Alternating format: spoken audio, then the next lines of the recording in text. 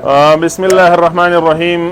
ګرانو کتونکو، زمون دا وطن چې کوم دی ټوله پښتونخوا او د باجوړ دا سیمه چې کومه ده دا د قسمه قسم معدنیاتونه د ډیرو قدرتي شتمنونه ډکه ده او بدمرغي دا ده چې زمون دا ولس د دغه معدنیاتونه د دغه قدرتي شتمنونه هغه شانته کې برخمن نشو چې څومره پکار دی. نن هم چې دا تاسو یې نه نو زمون د کمانګري یو سیمه ده د ناوګۍ په علاقه کې او ډیره زیاته دغه په قدرتي شتمنو باندې ډکه ده. قسمه قسم معدنیات په دغه سیمه کې دي.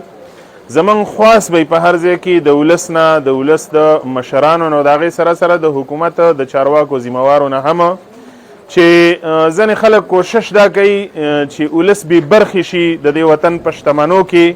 نو د دې وطن روایات معلوم دي، زمونږ د وطن دود دستور دا دی، د شریعت لارې چارې هم دا دي چې غر شولو، ځنګلې شولې، اوبه شولې، چینې شولې، ورشوګانې شولې، دا د ټول قام ګډ شاملات دي. دا د ټول قام داسې حقوق دي چې هر څوک د هغې نه برخه اخیستلی شي.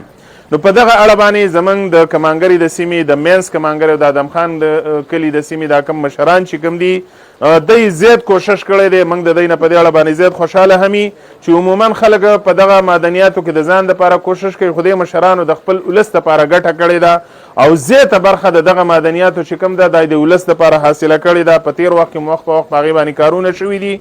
په اوس وخت کې ځینې خلک داسې کوششونه کوي چې یاره دا لانجې تنازع راپیدا کړي او ولس د دغه شتمنو د دغه معدنیاتو نه برخمن نشي، هغې ته هغه ګټه ونه رسي.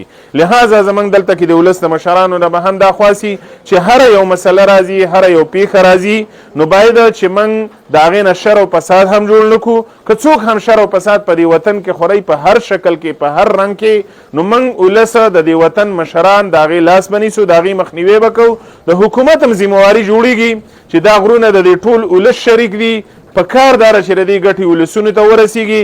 لهذا موږ دغه غوښتنه کوو چې خپل مسایل او خپلې شخړې ستونزې د جرګو د لارې حل کول پکار دي. یو کس چې کوم دی پښتانه وایي په یو ګل باندې نه پسرلی کېږي. د قام ګټه لټول پکار دي، د ولس ګټه لټول پکار دي.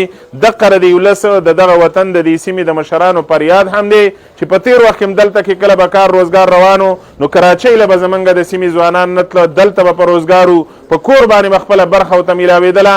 چې دا کار کله بند شوی دی نو بېروزګاري هم ده، زموږ خلک نورو وطنونو له کاروبار له غریبۍ له روان دی، د کونډو برخه په دې کې شته، د یتیمانو پکې شته دی.